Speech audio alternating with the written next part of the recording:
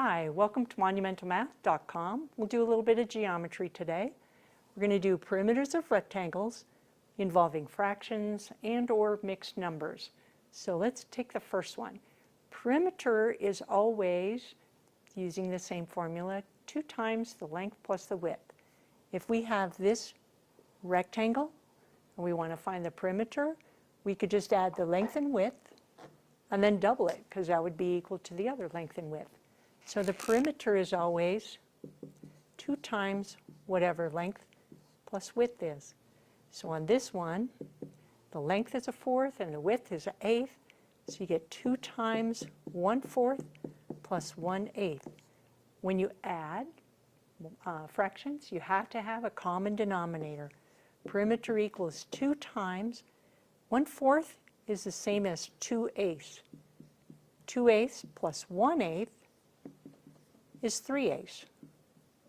When you double it, 2 times 3/8, you could pretend this has a denominator of 1. 2 times 3 is 6, 6/8. Uh-oh, we have to simplify that, which means we take a number out. Okay, 2 is the common factor. 6 is the same as 2 times 3. 8 is the same as 2 times 4. 2 in the numerator can cancel 2 in the denominator as long as they're factors. Okay, that becomes our answer, 3/4. Okay, the next one, the length is 2 and the width is 1/4. Perimeter is always 2 times the length plus the width. Perimeter is equal to 2 times 2 plus 1/4. Okay, so perimeter equals 2 times, well, 2 plus 1/4 is 2 and 1/4. Okay, perimeter, now we have to double it. 2 times 2 is 4.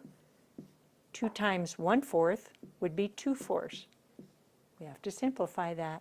Perimeter equals 2/4 is the same as 1/2. So the perimeter is 4.5. The next one is length of 3.5 and width is 3/4. So the perimeter will be 2 times the length plus the width, 3/4. Okay, perimeter equals, when we're going to add, we have to have common denominators. 1/2 is the same as 2/4. 2/4 added to 3/4. So now we get perimeter equals 2 times, 3 doesn't have any other whole number to add to it. 2/4 and 3/4 would become 5/4. Okay, then we have to double this. Okay, 2 times 3 is 6. 2 times 5/4 would be 10/4. Then we have to simplify that. Okay, that is an improper fraction and we need to make that simplified.